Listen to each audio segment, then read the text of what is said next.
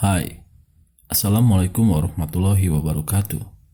Selamat datang di channel Vodcom. Di video ini, kami akan membacakan sebuah cerita horor yang berasal dari thread Restu Wiratmaja yang berjudul Para Pemuja Setan.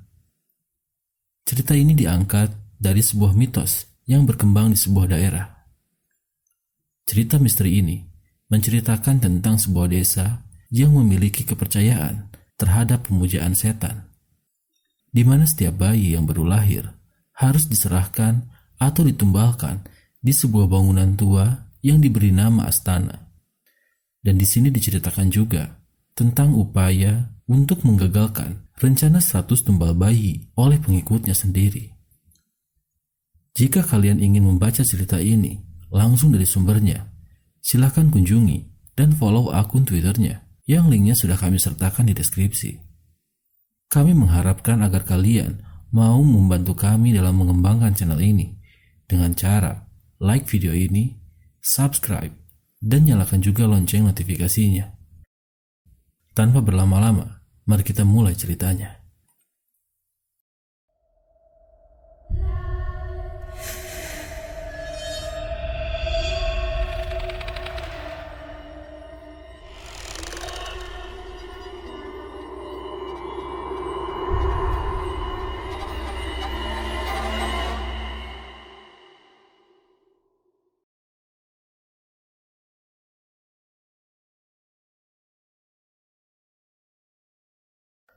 Ada sebuah desa di daerah Jawa Barat yang masih memegang kepercayaan terhadap penyerahan bayi yang lahir kepada sebuah bangunan. Setiap bayi yang lahir di desa itu maka harus mengenalkannya terhadap bangunan yang penuh akan sesajen dan seserahan. Jika tidak, maka sosok yang dikenal dengan nama Nyi Peteng akan datang. Saat itu, terdengar suara huru-hara telah dilahirkannya seorang bayi. Namun, kedua orang tuanya menolak untuk diserahkan ke bangunan tua itu. Tidak seperti biasanya, kelahiran bayi ini mengundang hujan deras dan suara kilatan petir yang mencengangkan. Salah satu orang yang mengerti akan pertanda ini memberitahu bahwa Nyi Peteng tidak menerima bayi ini karena kita telah telat menunjukkannya kepadanya, ucap Ki Rokso yang merupakan juru kunci desa setempat. Kedua orang tua dari bayi itu pun nampak panik. Malam harinya, saat di mana warga terjaga dan saling menahan diri untuk tidak keluar, tiba-tiba terdengar suara teriakan kencang dari seorang wanita di penghujung rumah. Wanita itu adalah ibu dari bayi yang enggan menyerahkan bayinya untuk diperlihatkan kepada Nyi Peteng. Bayi yang semula berada di genggamannya kini menghilang dalam sekejap dan hanya menyisakan 2 bola mata saja. Sejak peristiwa itu, banyak masyarakat yang percaya bahwa tubuh bayi itu dijadikan tumbal karena enggan menunjukkannya kepada Nyi Peteng. Dan kejadian itu berulang di saat 2 orang pendatang bernama Asep dan Rini. Mereka berdua adalah pasangan suami istri yang baru saja menikah. Sebagai pendatang, Asep dan Rini belum tahu menahu mengenai aturan yang berlaku di desa tersebut. Keduanya menempati sebuah rumah yang letaknya tidak jauh dari rumah Ki Rokso. Sebagai seorang pendatang, Asep dan Rini berusaha semaksimal mungkin untuk beradaptasi terhadap ketentuan yang berlaku di desa tersebut. Mereka seringkali berkeliling desa untuk mengetahui lebih dalam tentang desa yang ditempatinya itu. Namun kala itu, pandangan mereka terhenti pada sebuah bangunan tua yang di hadapannya telah disusun rapi akan banyaknya sesajen dan seserahan. "Mas, itu bangunan apa?" tanya Rini kepada Asep. "Entahlah, Dek, tapi kok banyak sesajen ya?" Percakapan mereka berdua pun terhenti oleh suara langkah kaki dari arah belakang mereka. "Kalian pendatang?" Iya pak, kami berdua pendatang pak," jawab Asep. "Untuk pendatang seperti kalian, setidaknya jangan sering berkeliaran di tempat-tempat yang tidak boleh dilalui, Pak Mali," ucap warga itu. Rini dan Asep saling menatap. Mereka berdua tidak tahu apa yang barusan dikatakan oleh warga itu adalah bagian dari aturan yang diberlakukan untuk para pendatang. "Ngomong-ngomong, ini teh tempat apa ya namanya?" tanya Asep. Warga itu membalikkan badan sambil menatap tajam kepada Rini dan Asep. "Sudah saya bilang, jangan kesini," ucap warga itu. Iya, nuhun atuh, kami berdua pamit dulu ya," ucap Asep sambil menarik tangan Rini. Saat ingin pergi, Rini masih penasaran akan bangunan tua di pojok desa itu. Sepertinya bangunan itu menyimpan energi mistis yang dapat dirasakan oleh Rini. Hari semakin sore, para warga menyuruh anak-anaknya kembali ke dalam rumahnya masing-masing karena akan ada seseorang warga yang akan melahirkan. Rini dan Asep melihat secara jelas huru-hara para warga di saat hari akan gelap. "Mas, kamu ngerasa aneh gak sih sama desa ini?" tanya Rini. "Anehnya kenapa atuh?" tanya Asep. "Orang Jawa bilang kalau waktu sorop adalah waktu bagi para lelembut. Apa di sini sama?" tanya Rini kembali. Pertanyaan Rini ini tidak mendapatkan jawaban dari mulut Asep. Asep memilih untuk diam dan menyudahi pembahasan tersebut. "Loh mas, kok gak dijawab?" tanya Rini dengan kesal. "Dek, kamu tahu kan, kita ini pendatang. Kita harus beradaptasi dengan lingkungan kita," ucap Asep. "Yo, aku paham mas, tapi kenapa desa ini banyak sekali hal yang janggal ya?" tanya Rini. "Hal yang janggal gimana? Coba sebutkan," jawab Asep dengan nada sedikit tinggi. "Gak jadi mas, maaf, aku terlalu banyak ingin tahu. Kita tidak seharusnya tinggal di sini," jelas Rini. Asep merasa bimbang dengan kondisi psikis dari Rini yang sedikit tertekan. Dia baru saja mengatakan hal yang membuat hatinya terluka. Malam harinya, seorang warga telah melahirkan anak laki-laki dengan berat badan sekitar 3 kg, ukuran yang normal dan sesuai. "Ki, apakah anak ini akan dibawa ke bangunan itu?" tanya bapak dari anak itu kepada Ki Rukso. "Harus, semua yang lahir di desa ini harus dibawa ke desa.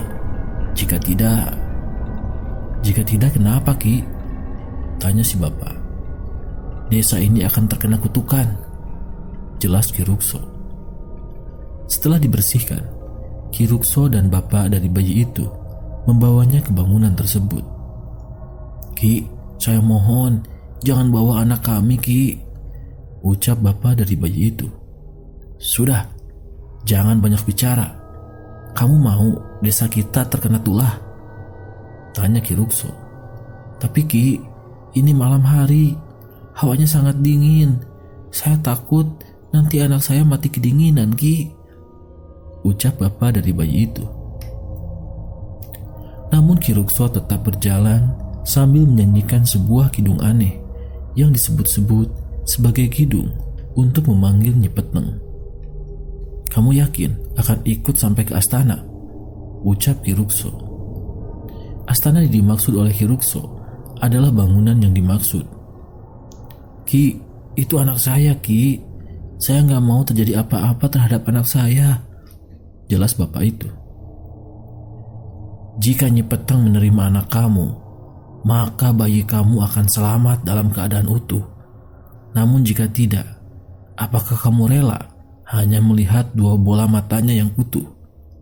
tanya Ki Rukso. Bapak itu hanya terdiam. Sesekali ia ingin memberontak dan menarik paksa bayi itu, namun tidak mungkin. Bapak itu seperti tertunduk di hadapan Ki Rukso. Aura hitam yang dipancarkan oleh Ki Rukso sangatlah kuat. Sesampainya di astana, Ki Rukso menyuruh bapak itu menunggunya di luar. Sedangkan Ki Rukso masuk ke dalam astana sambil membawa bayi mungil itu yang baru saja dilahirkan. "Ki, tolong sampaikan kepada Nyi Peteng untuk menerima bayi saya. Tolong kembalikan dalam keadaan utuh ya Ki," jelas bapak itu. "Tunggulah di sini," senyum Ki Rukso. Sesampainya di dalam, Ki Rukso meletakkan bayi itu yang masih dilapisi dengan kain penghangat tubuh. Bersamaan dengan itu, Ki Rukso mengucapkan sebuah mantra pemanggil Nyi Peteng. Dari luaran, angin malam semakin membesar. Pepohonan bergoyang ke sana kemari. Bapak dari anak itu khawatir akan sesuatu yang terjadi kepada anaknya itu. Dan beberapa saat kemudian, Ki Rukso keluar sambil membawakan kain dari bayi itu yang masih digendongnya. "Ki, anak saya diterima?" tanya bapak itu dengan nada penasaran sekaligus senang karena di selimut itu dia masih merasakan bentuk dari anaknya. Ketika selimut itu diserahkan kepada bapak dari anak itu, dia berteriak dengan kencang karena yang didapatinya adalah 2 bola mata yang dimiliki oleh anak itu. Ki Rukso tersenyum dan berkata, "Nyi Peteng menyukai anakmu, tapi dia hanya mengembalikan kedua bola mata saja." Keesokan harinya, para warga berduyun-duyun keluar untuk mengantarkan seserahan menuju ke astana atau bangunan itu. Rini dan Asep melihat dengan jelas para warga yang membawa banyak sekali makanan untuk diserahkan kepada astana itu. Mereka berdua pun bertanya-tanya kepada warga sekitar mengenai kegiatan tersebut. "Bu, ini rame-rame ada apa ya?" tanya Rini. "Oh, ini tetehnya pendatang ya?" tanya ibu yang sedang hamil itu. "Iya Bu, saya dan suami saya baru saja bermukim di desa ini," jawab Rini. "Oh iya, gak apa-apa kalau belum tahu. Jadi jika ada wanita yang hamil yang akan melahirkan atau ingin memiliki anak, maka harus menuju ke astana teh untuk menyerahkan sesajen biar Nyi Peteng seneng," ucap ibu itu. "Nyi Peteng itu siapa Bu?" tanya Rini. "Nyi Peteng itu," ucap ibu itu sambil menatap ke arah belakang Rini yang sudah tengah berdiri Ki Rukso. Ki Rukso, saya mau ke astana dulu ya," ucap ibu itu. "Silakan," kata Ki Rukso. Rini dan Asep terkejut akan kehadiran Ki Rukso yang telah dulu ada di dekatnya. "Kalian mau ke astana juga?" tanya Ki Rukso. "Untuk apa Ki?" tanya Rini. "Kalian sudah berapa bulan menikah?" tanya Ki Rukso. "Baru 3 bulan Ki," jawab Asep dengan antusias. "Kok belum hamil juga? Apa kurang mainnya?" ucap Ki Rukso sambil tertawa. Asep mengikuti tawaan Ki Rukso, namun tidak bagi Rini yang menganggap itu adalah penghinaan. "Yang tahu kita kapan akan hamil itu adalah Tuhan. Semua sudah diatur oleh Tuhan," ucap Rini. "Oh iya ya, jadi Tuhanmu bisa membuatmu hamil?" tanya Ki Rukso. "Itu adalah tanda-tanda kekuasaannya. Kami hanya bisa menunggu kapan itu datang," ucap Rini. "Kamu agamis juga ya, tapi sayang, agamis itu tidak memberikan kebahagiaan selama dalam dirimu juga masih berharap." Jawaban Ki Rukso itu serasa menampar diri Asep dan Rini yang belum juga diberikan seorang anak. "Jika kamu mau hamil, ikutlah ke astana. Tidak usah membawa sesajen. Cukup kamu hadir dan nanti 1 bulan ke depan kamu akan hamil, ucap Ki Rukso. Dek, ayo ke astana, pinta Asep. Apaan sih mas? Ngapain kita ke sana? Itu tempatnya orang-orang yang gak percaya Tuhan. Jangan tahayul deh mas, jelas Rini. Dek, gak boleh ngomong gitu, ucap Asep. Memang benar ya, wanita itu tidak bisa dimengerti walau sedetail apapun, senyum Ki Rukso. Tatapan Rini yang mengarah ke arah Ki Rukso seperti memberi sinyal kepada Asep bahwa desa yang ditempatinya itu menganut sebuah kepercayaan terhadap setan. Namun tetap saja, Asep tidak bisa menangkap sinyal itu karena dirinya sendiri telah terpengaruh oleh apa yang dikatakan oleh Ki Rukso. Akhirnya, mereka berdua kembali ke rumahnya di saat banyaknya warga yang pergi ke astana untuk mengambil air keramat yang dipercaya sebagai awal dari sebuah pengabdian terhadap Ki Rukso dan juga Nyi Peteng. Di dalam rumah, Rini masih berpikir panjang terhadap apa yang dikatakan warga akan namanya astana yang disebut-sebut sebagai tempat yang memiliki nilai tinggi karena dapat mengabulkan segala permintaannya. Mas, kamu percaya dengan Ki Rukso? Tanya Rini. Percaya sih enggak, tapi buktinya memang banyak sih kalau warga di sekitar sini ingin ikut apa yang dikatakan oleh Ki Rukso, jelas Asep. Tapi mas, dia itu penganut setan. Mana ada orang hamil karena minum air dari astana itu, jelas Rini. Sudahlah dek, jangan memikirkan hal itu. Kita memang tidak tahu apa yang diperbuatnya, jelas Asep sambil memegangi pundak Rini dari belakang. Rini membalasnya dengan kepalan tangan yang kuat. Mereka berdua bercumbu rayu untuk menunaikan nafsunya satu persatu. Rasanya, mereka berdua baru kali ini melakukan hubungan suami istri di desa yang tidak percaya bahwa kehamilan berawal dari proses kenikmatan yang harus dilakukan sebagai pasangan suami istri. Keesokan harinya, para warga mulai menyembelih banyak hewan peliharaan mereka untuk dilanjutkan sebagai proses penerimaan terhadap awal baru dari pengikut Ki Rukso. Rini dan Asep memperhatikan hal itu dengan seksama. Ada yang membawa kambing, ayam, dan lain-lain. Sepertinya, getaran yang diberikan oleh Ki Rukso terhadap para warga benar-benar membawa dampak yang mengerikan. Ki Rukso berjalan mendekati berdua yang sedari tadi hanya menjadi penonton setia. Itu adalah proses penerimaan yang bertujuan untuk menyerahkan diri. Mereka yang menginginkan sesuatu terhadap astana, maka ia harus menyerahkan setengah dari harta kepemilikannya, kata Ki Rukso.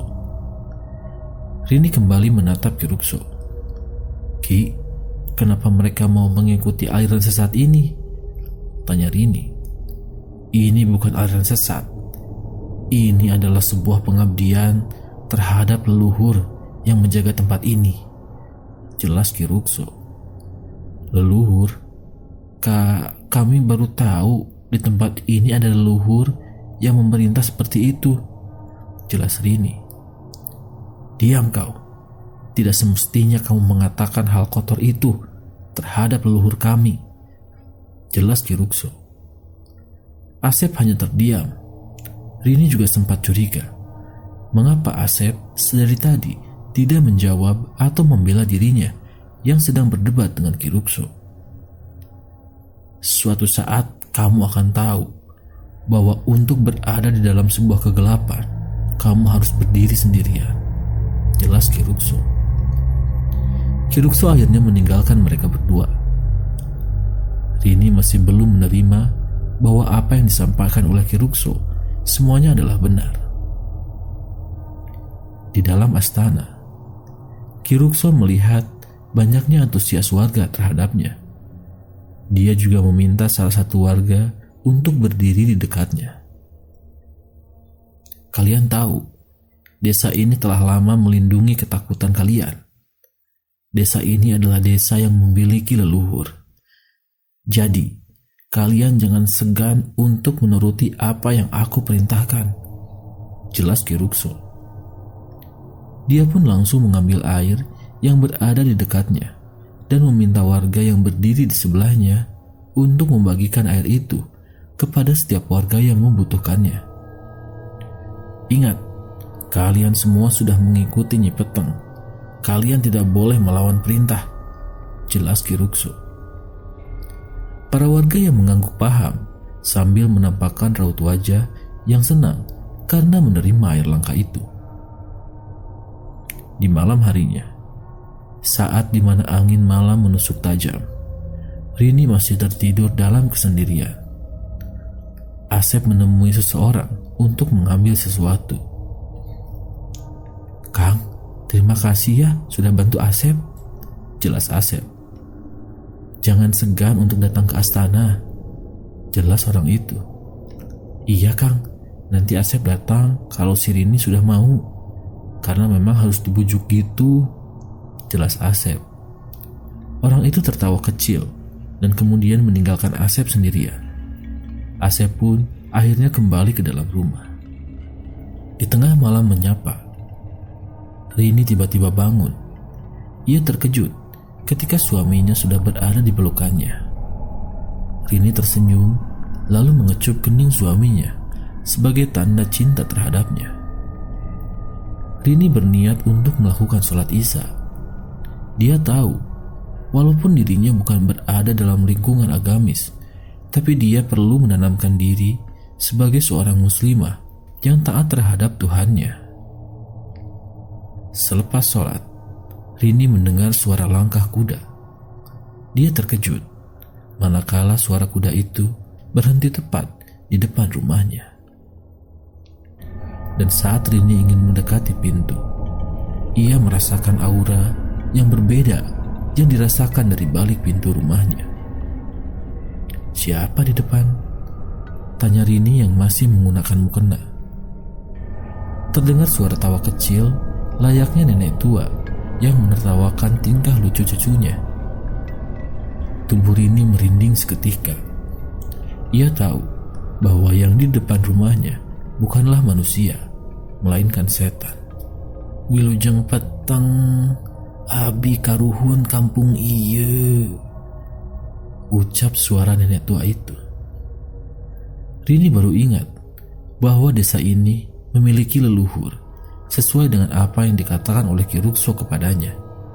Dia pun mencoba ingin menanyakan tentang desa ini, namun aura hitam yang ia rasakan tiba-tiba menghilang. Rini pun membuka pintu untuk memastikan bahwa sosok itu masih berada di tempatnya atau tidak. Namun, begitu ia melihat keluar, betapa terkejutnya ia melihat para ibu-ibu yang sedang berada di depan rumahnya dengan perut besar seperti orang hamil.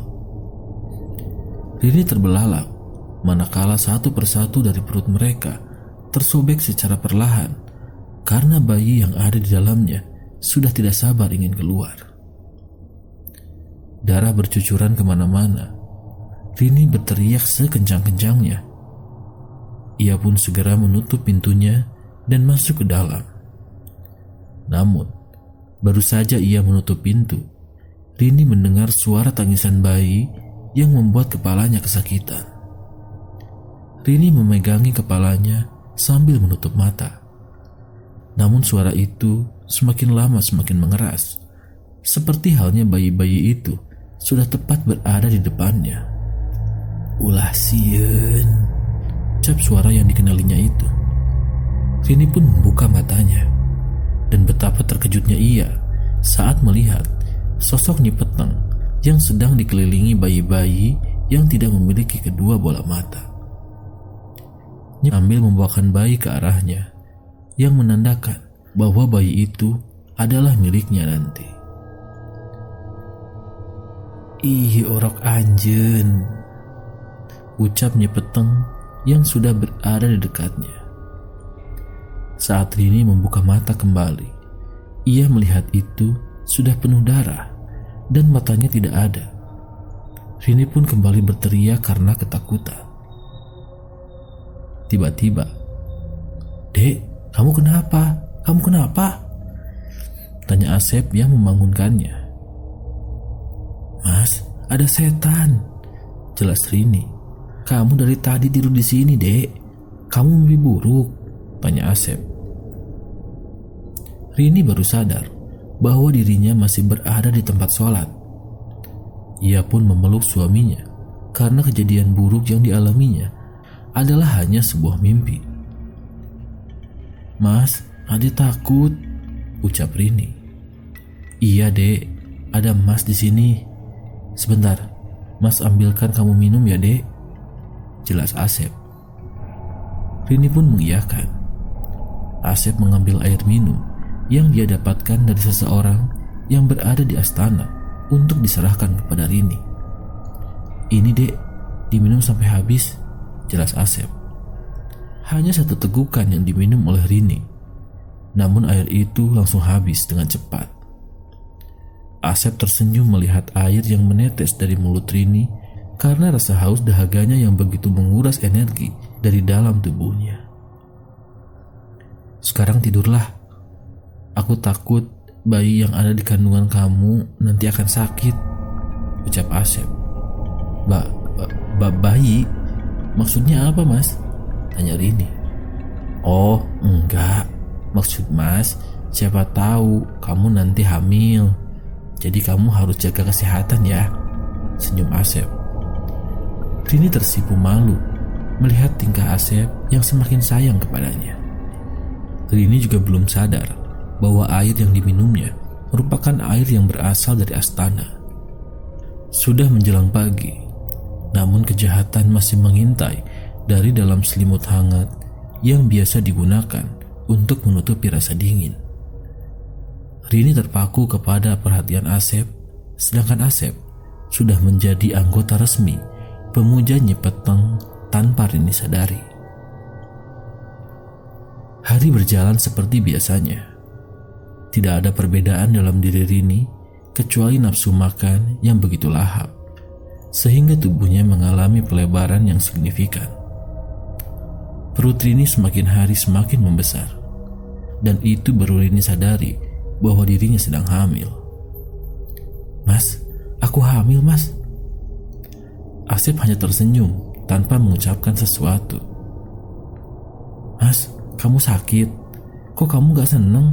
tanya Rini. Enggak kok, Mas hanya terharu dan bangga saja. Ternyata kita sebentar lagi akan menjadi orang tua," ucap Asep. Rini segera memeluk Asep dengan senang. Kali ini, air mata Rini menetes karena tidak percaya bahwa selama penantian yang panjang, akhirnya ia bisa hamil juga. Namun tidak bagi Asep. Dirinya nampak takut dan khawatir. Ternyata Asep pernah bertemu dengan Ki Rukso. Dan ini adalah flashback hari di mana Asep bertemu dengan Ki Rukso dan menjadi awal Asep menjadi anggota pemuja setan. "Main-mainlah ke astana. Mungkin nanti kamu akan tahu rahasia dari air ini.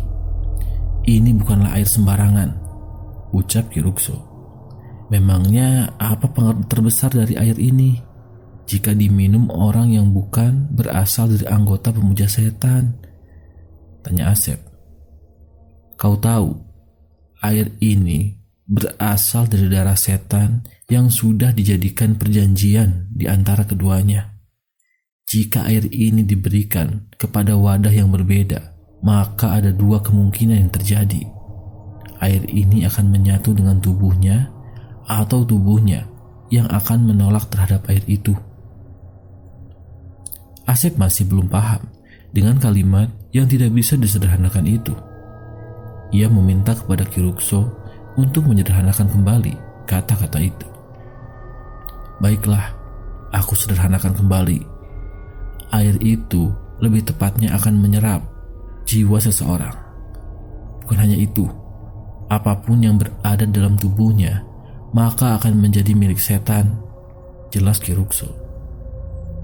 Asep tidak percaya bahwa perjanjian setan ternyata sedetail itu. Dia juga tahu bahwa Rini bukanlah bagian dari wadah itu. Jadi selama ini bayi yang lahir dan Aki bawa ke astana adalah milik Nyi Peteng? Tanya Asep. Sudah kubilang, itu hanyalah akal-akalan saja. Bayi itu adalah makanan dari Nyi Peteng, dan kedua bola mata yang disisakan merupakan pertanda kepada manusia yang buta akan kegelapan yang sudah nampak di depannya. Jelas Ki Rukso. Asep paham bahwa untuk menjadi anggota pemuja setan, ia juga akan merelakan tubuhnya untuk bersekutu dengan Nyi Peteng dengan menjadi marketing terhadap kepercayaan brutal ini. Bagaimana jika istrimu ingin hamil? Kau harus menjadi anggota kami. Jika tidak, kau juga akan tersiksa karena tanpa sadar dirimu telah menjadi bagian dari kami. Jelas Ki Rukso. Loh, aku belum sepenuhnya masuk, Ki. Jelas Asep. Ki Rukso membisiki telinga Asep dan berkata, jika kau bisa melihat para wanita yang sedang menggendong bayi tanpa mimpi, itu artinya kau telah menjadi bagian kami walau tidak resmi. Jelas Ki Rukso. Tanpa disadari, tiba-tiba telinga Asep mendengar suara tangisan bayi. Begitu juga dengan pandangan matanya, ia langsung mengarah ke arah astana. Asep melihat puluhan wanita sedang menggendong bayinya dengan wajah yang sangat pucat. Jadi, kau sudah siap bergabung dengan sekte ini? Tanya Ki Rukso. Asep tidak memiliki pilihan lain selain menerima tawaran itu dengan terpaksa. Baginya, membuat Rini hamil adalah pilihan utamanya sekarang. Dua manusia yang berada dalam kegelapan sedang menyepakati satu sama lain. Kelak, ada bayaran yang harus diterima keduanya karena telah menggadaikan dirinya terhadap setan. Momen ketika Rini hamil. Saat dimana Rini sedang mensyukuri apa yang barusan ia terima, Asep justru khawatir akan resiko yang akan ia terima. Mas, terima kasih ya, ucap Rini dengan haru. Iya dek, akhirnya kita punya anak juga, jelas Asep. Bersamaan dengan itu, Ki Rukso melewati mereka berdua. Kali ini, ia bersama dengan dua orang asing yang tidak dikenali oleh Rini dan Asep sebelumnya. Keduanya merupakan orang terdekat dari Ki Rukso. Yang laki-laki bernama Burhan, sedangkan yang perempuan bernama Uis. Ki Rukso, ucap Asep. Ki Rukso hanya tersenyum.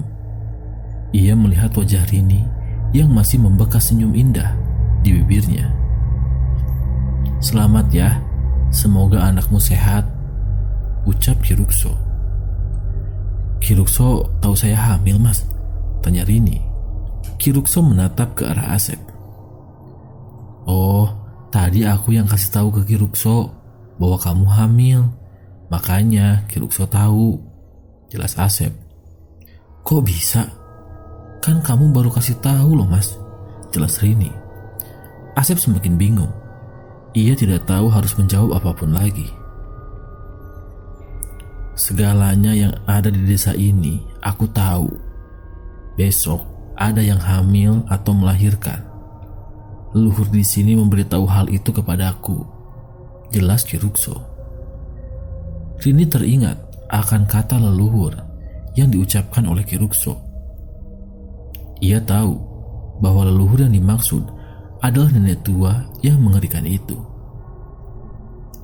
Maksud Ki Rukso, leluhur itu adalah nenek tua yang semalam mendatangi rumah ini, tanya Rini. Kamu pernah menemuinya? Tanya Ki Rukso sambil tersenyum. Semalam aku bertemu dengannya, ucap Rini sambil mengingat-ingat kembali. Tiba-tiba, Rini merasakan sakit yang luar biasa di perutnya.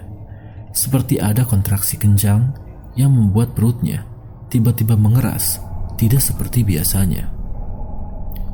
"Dek, kamu kenapa, Dek?" tanya Asep. "Mas, sakit mas, perutku seperti ditekan-tekan," jelas Rini.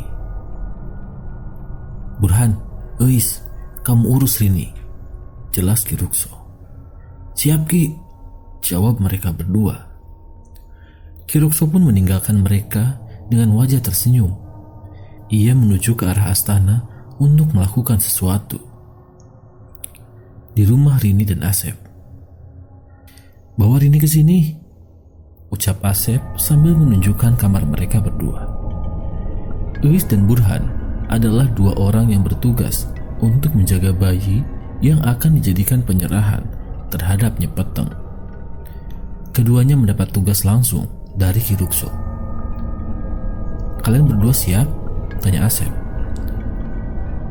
"Aku Burhan, aku yang bertugas memberikan keselamatan kepada orang yang diperintahkan oleh Ki Rukso," jelas Burhan. Asep hanya terdiam. Ia baru tahu bahwa sekte Ki Rukso memiliki anak buah tersendiri. "Aku Eis, aku yang membantu persalinan tiap orang yang akan diserahkan kepada leluhur," jelas Eis. Asep baru sadar bahwa mereka berdua adalah orang yang memiliki hubungan erat dengan Ki Rukso, dan kemudian keduanya tahu akan Nyipeteng. Asep hanya mengikuti apa yang diperintahkan oleh Ki Rukso kepadanya. Untuk saat ini, Asep hanya ingin tahu apa yang akan dilakukan oleh keduanya terhadap Rini. Kondisi Rini semakin membaik. Anehnya, perut Rini semakin membesar. Ia yakin bahwa Rini belum genap 1 bulan, namun perutnya sudah terlihat seperti 4 bulan. Apakah tiap orang yang meminum itu akan mengalami hal yang sama?" tanya Asep. Burhan dan Eis menatap kesal ke arah Asep. Bagi mereka berdua, Asep telah melanggar kode etik yang tidak semua orang pemuja setan tahu akan hal itu. Asep masih memperhatikan Rini yang kesakitan. Wajahnya memucat, keringat dingin keluar berjatuhan. Dalam beberapa kasus, ini bukanlah yang pertama. Hitungan 9 bulan kelahiran adalah seperti hitungan 1 bulan orang hamil, sehingga kami tidak heran jika dalam 1 bulan perutnya membesar seperti 9 bulan, jelas Eis. "Itu karena apa ya?" tanya Asep. "Karena permintaan Nyipeteng," jelas Burhan. "Nyipeteng minta dipercepat?" tanya Asep. Burhan dan Eis menatap Asep dengan perasaan yang aneh. "Kau sama seperti kami kan? Bukannya kau sudah tahu resiko apa yang akan ditanggung?" tanya Eis.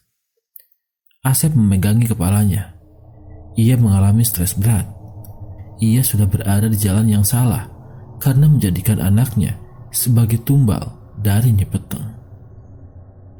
"Tidak, seharusnya tidak aku lakukan," teriak Asep. Burhan langsung membawa Asep keluar dari kamar. Ia tahu bahwa Asep bisa membuat keributan. "Sudah cukup, tingkahmu seperti anak kecil," ucap Burhan. Asep menundukkan kepalanya sambil menyesali perbuatannya. Ia tahu bahwa kalkulasi 9 bulan yang dimaksud adalah 1 bulan. Itu berarti bayi yang berada di perut Rini adalah bayi yang ditunggu-tunggu oleh Nyipeteng. Sementara itu di astana, sebentar lagi hari di mana tumbal 100 bayi akan kau terima. Bayi terakhir memiliki darah suci yang bahkan belum tersentuh oleh dosa dan nafsu. Permintaanku hanya 1. Jadikan aku sebagai pengikut setiamu. Berikan kekuatan kepadaku, jelas Ki Rukso. Hitungan terakhir dari bayi yang ditumbalkan untuk Nyipeteng berjumlah 99.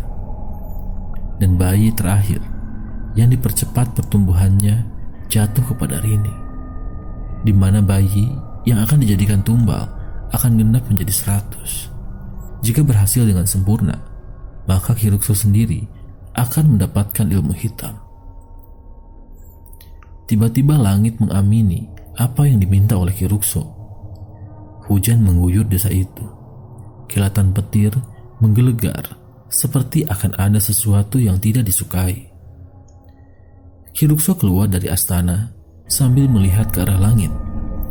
Ia dengan senang berteriak, "Sebentar lagi keinginanku akan terwujud. Hahaha," teriak Kirukso. Keadaan Rini masih belum membaik. Uis juga sangat heran mengapa anak yang dikandung oleh Rini yang akan dipilih oleh Nyipeteng. Uis mengelus-elus perut Rini yang sedikit membesar seperti umur 4 bulanan. Padahal baru beberapa hari ia merasakan kehamilan, namun umur hamilnya seperti umur 4 bulan. Anak ini memang jadi pilihan. Jika dalam 2 minggu lagi perut ini akan terus membesar seperti umur 9 bulan, jelas Uis. Ia pun memberikan kompres ke dahi Rini. Suara hujan dan kilatan petir membuat Rini ketakutan. Ia pun menggigil kedinginan. "Anakku, jangan kau ambil," ucap Rini sedang mengigau. Uis tetap menjalankan tugasnya untuk menjaga Rini sampai hari persalinan itu tiba. Dari luaran kamar, Asep dan Burhan masih menunggu. Mereka berdua menunggu keadaan sesungguhnya dari kondisi Rini. Uis pun keluar dari kamar dan menemui Asep. "Istrimu tertekan saat ini. Resikonya sangat berat. Sepertinya Kirukso telah memberikan sumpah terhadap Nyipeteng," jelas Uis. "Sumpah? Apa maksudnya?" tanya Asep. "Perjanjian untuk melepaskan jiwa yang berada di dalam bayi untuk dijadikan tumbal. Pertumbuhan bayi ini akan terus membesar dalam 2 minggu ini," jelas Uis. "Gak mungkin. Mana ada dalam 2 minggu bayi akan seperti 9 bulan.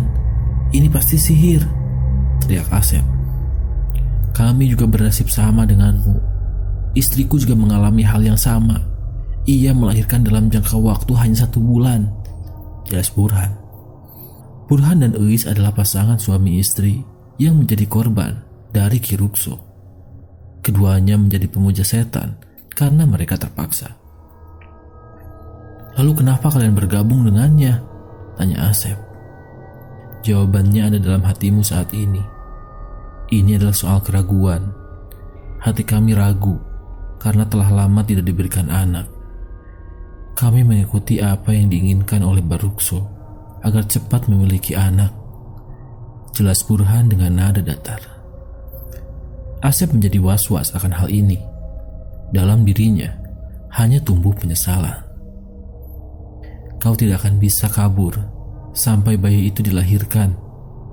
Namun resiko terburuknya juga ada pada istrimu saat ini," ucap Uis. Asep tersentak mendengar hal itu. Ia terkejut saat Uis membahas istrinya. "Ada apa dengan Rini?" tanya Asep. "Jika dia sudah melahirkan dan ingin selamat, ia harus menjadi pelayan dari Nyipeteng untuk menjadi pengabdi setan sama seperti kami," jawab Uis. "Tidak, aku tidak mau," teriak Asep. "Tak ada yang bisa melepaskan dari perjanjian yang telah disepakati. Ujung-ujungnya, jika kamu menolak, istrimu juga akan menjadi korban. Kau pernah melihat para sosok wanita yang menggendong bayi di dekat astana? Itu adalah korban dari mereka yang menolak menjadi pengabdi kepada Nyipeteng," jelas Uis. Malam itu suasana menjadi tidak terduga. Uis dan Burhan ditugaskan untuk bermalam di rumah Rini dan Asep sampai hari persalinan itu tiba. Asep hanya duduk di depan kamar istrinya sambil merenung. Matanya sembab dan sedikit membengkak. Uis dan Burhan memperhatikan Asep dengan seksama. Kita memang manusia tersesat. Sejak lahir, setan adalah musuh terbesar kita. Dunia ini diperuntukkan oleh manusia yang haus akan keinginan, jelas Burhan. Uis mendekati Asep sambil memberikan air putih kepada Asep. Minumlah. Menjadi pendiam tanpa makan dan minum bukanlah pilihan. Kau pantas untuk hidup, ucap Uis. Asep menatap wajah Uis dengan kesal. Ia menumpahkan air itu di hadapan Uis sambil berkata, Rini seorang muslimah yang taat. Jangan kau bandingkan dirimu dengan Rini, ucap Asep. Uis hanya tersenyum. Ia kemudian berdiri di dekat Burhan. Keduanya menunjukkan sesuatu yang tidak pernah diketahui oleh Asep. Kami juga adalah orang yang taat beragama dulunya. Ini adalah tasbih pemberian kedua orang tua kami saat pernikahan itu tiba. Namun, dalam genggaman kami, tasbih ini adalah sebuah benda biasa. Bahkan tidak bisa menangkal kegelapan hati kami yang telah menghitam, ucap Burhan sambil menunjukkan tasbih di balik penutup tudung hitamnya. Asep baru sadar bahwa keduanya adalah orang yang taat terhadap Tuhan. Tapi mengapa keduanya berbelok ke arah yang salah? Bisikan setan lebih kuat dari perintah Tuhan. Kami diperdaya oleh bisikan itu. Bagaimana denganmu? Aku yakin iman kamu lebih lemah dibandingkan dengan istrimu, jelas Burhan. Asep beranjak bangkit dan segera menyerang Burhan. Namun Uis menghalanginya terlebih dahulu. Dengarkan, akan ada yang datang, ucap Uis. Aura merinding tiba-tiba menghampiri tubuh mereka. Lampu di rumah bergerak-gerak sendiri. Bayangan hitam membesar secara perlahan dari sudut pintu. Asep, bersembunyilah di bawah meja, ucap Burhan. Asep segera berlari ke meja makan dan bersembunyi di bawahnya.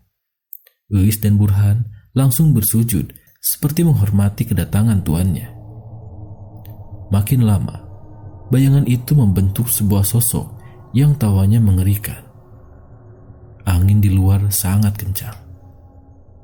Uis dan Burhan terdiam sambil bersujud. Keduanya tahu bahwa yang datang untuk menjenguk mereka adalah Nyi Peteng.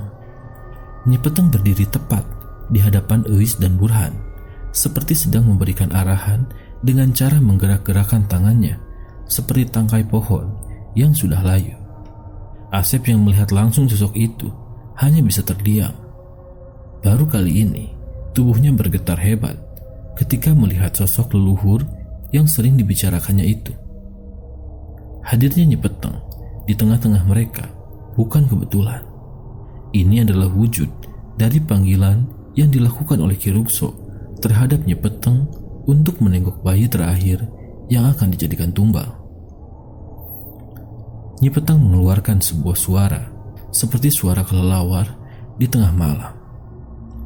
Suara itu sangat berisik hingga membuat gendang telinga Asep kesakitan. Tubuh Nyi Peteng melayang. Hanya saja penampilannya seperti penyihir hitam yang kainnya menempel hingga ke lantai. Anehnya, Nyi Peteng tidak berani masuk ke dalam kamar. Hal ini juga dikarenakan kedatangannya sebagai sambutan terhadap Asep yang merupakan anggota baru baginya. Namun Asep merasa menolak akan kehadiran Nyi Peteng yang bisa saja suatu saat membahayakan dirinya. Bersamaan dengan munculnya angin yang entah dari mana asalnya, sosok Nyi Peteng perlahan meninggalkan mereka. Tawa dan suara yang mengerikan mengitari kepergian Nyi Peteng dari rumah Asep. Sesaat setelah Nyi Peteng keluar, Uis dan Burhan menyuruh kepada Asep untuk mendekat. Kemari, ucap Uis. Asep segera menuju kepada mereka. Dia yang bernama Nyipeteng? Tanya Asep. Benar, dia baru menyampaikan sesuatu, bahwa kedatangannya adalah untuk menengok bayi yang ke-100, jawab Uis. Bayi yang ke-100?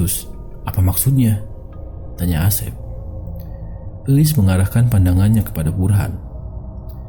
Bayimu adalah bayi yang ke-100 untuk hitungan tumbal yang dilakukan oleh Ki Rukso. Jika berhasil, maka Ki Rukso akan menjadi orang hebat yang mampu menguasai ilmu hitam, jelas Uis. Asep memegang pundak Uis seraya memohon-mohon.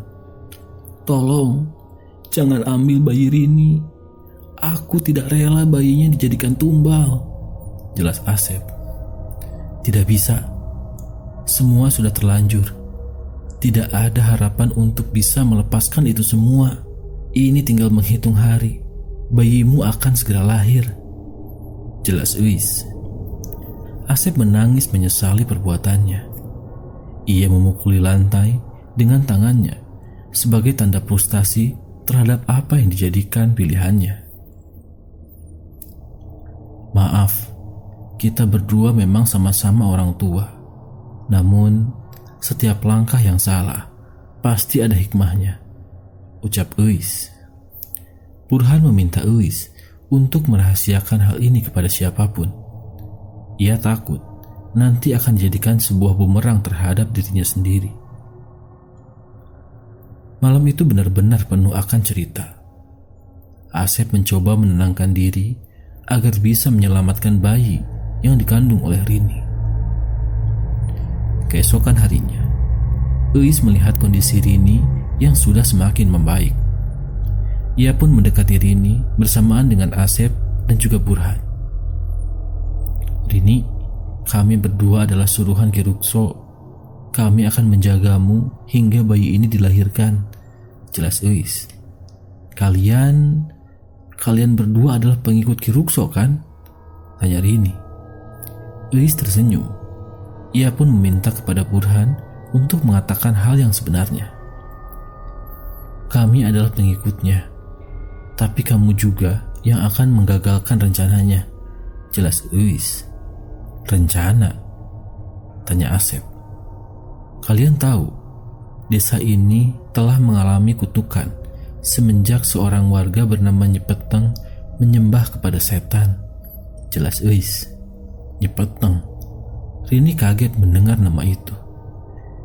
Dia adalah seorang ahli ilmu hitam yang kehidupannya dihabiskan untuk mencari kedikdayaan.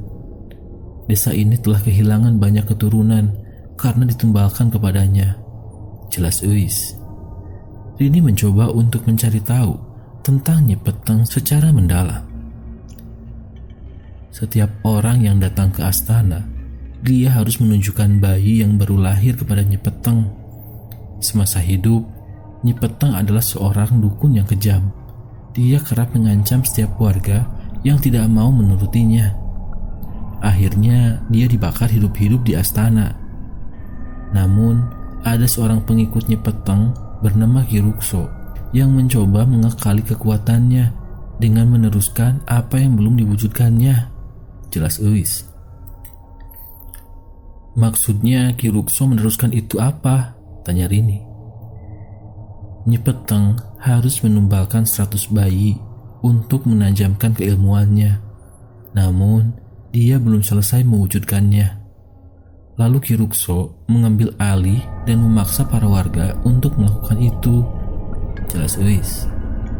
Bagaimana jika menolak? Tanya Rini. Yang menolak akan mati, jelas Uis. Mati? Tanya Rini. Nyipeteng mengambil wadah Ki Rukso. Kekuatannya diturunkan kepada Ki Rukso sehingga ia mampu membuat para warga untuk tunduk, jelas Uis. Uis kembali membelai rambut Rini dengan halus. Aku adalah korbannya sekaligus pengikut dari Ki Rukso. Bayiku juga direnggut olehnya. Air mata Uis terjatuh membasahi rambut Rini. Uis kembali menerangkan tentang Ki Rukso. Sebenarnya tujuanku masuk ke dalam sekte ini adalah untuk menghancurkan Ki Rukso dan menggagalkan rencana tumbal 100 bayi, jelas Uis. Rini kaget mendengar hal itu. Kamu jangan takut, aku membantumu untuk menyelamatkan bayi ini. Kelak, jika bayi ini telah lahir, aku akan membantu kalian berdua untuk keluar dari tempat ini, jelas Uis. Rini tak bisa berkata apa-apa tentang hal itu. Ia memegangi perutnya sambil membaca-bacakan doa. Saat dimana hari itu tiba, aku mau agar kau ke astana lebih dulu dan membakar astana sebelum bayi itu menuju ke sana, jelas Uis. Tapi, mungkinkah semuanya bisa terjadi? Tanya Rini. Jika kamu tidak mampu, nanti biar aku saja yang melakukannya, kata Uis. Hari di mana kelahiran itu tiba, Uis meminta kepada Asep untuk mengawasi Rini di rumah. Sedangkan Burhan, ia harus menghalang-halangi Ki Rukso agar tidak menuju ke astana terlebih dahulu. Usia kandungan Rini yang secara normal berumur 1 bulan, namun kenyataannya perutnya telah membesar layaknya berusia 9 bulan. Saat itu juga Rini merasakan mulas dan sedikit pendarahan. Asep, saat dimana Rini telah melahirkan, kau dan Burhan harus menemui Ki Rukso terlebih dahulu. Aku akan mengganti bayi ini dengan tempurung kelapa yang dibentuk layaknya bayi, jelas Uis. Lalu bagaimana jika ketahuan? Tanya Asep. Aku akan menuju ke astana lebih cepat dibanding dengan Ki Rukso. Tujuanku adalah untuk membakar astana itu sendiri, terang Uis. Alhasil, saat dimana kelahiran itu tiba, Uis segera mengganti bayi dengan tempurung kelapa sudah terbentuk seperti bayi dan ditutupi wajahnya dengan kain. Sedangkan bayi yang asli, ia disembunyikan di dalam lemari agar tidak diketahui oleh Ki Rukso. Ki Rukso yang telah menantikan bayi itu, ia pun segera menuju ke rumah Asep. Bersamaan dengan itu, Uis memberikan bayi buatan kepada Burhan dan Asep untuk nantinya diserahkan kepada Ki Rukso. Saat dimana mereka bertiga, yaitu Ki Rukso, Burhan, dan Asep, telah datang ke astana, Uis bersembunyi dari balik pohon. Ia tahu letak di mana minyak itu ditumpahkan dan mudah tersulut dengan api. Ki Rukso memulai ritual 100 bayi yang akan dijadikan sebuah pertanda menurunnya seluruh ilmu yang menjadi kedikdayaan tersebut. Namun, begitu ia membuka kain, ia terkejut karena yang berada di genggamannya bukanlah bayi, melainkan tempurung kelapa yang dibentuk mirip seperti bayi. Ki Rukso merasa dibodohi oleh Uis dan juga Burhan. Ia pun melemparkan bayi mainan itu dan mencoba untuk mencari bayinya kembali. Namun, saat ia ingin keluar, Uis telah membawa api obor di genggamannya. Tanpa berlama-lama, ia pun melemparkan obor itu tepat di mana minyak tanah yang disiramkan oleh Uis menjadi awal dari kebinasaan Ki Rukso. Api cepat melahap seluruh isi astana. Ki Rukso terbakar di dalamnya. Suara teriakan melonglong bagaikan anjing yang kesakitan. Para warga yang melihat ada kobaran api langsung menuju ke arah di mana si jago merah itu terlihat. Langit menjadi merah. Suara teriakan minta tolong dan kesakitan dari Ki Rukso terpendam karena dirinya terus-menerus tenggelam dalam lautan api. Ki Rukso tewas saat itu juga.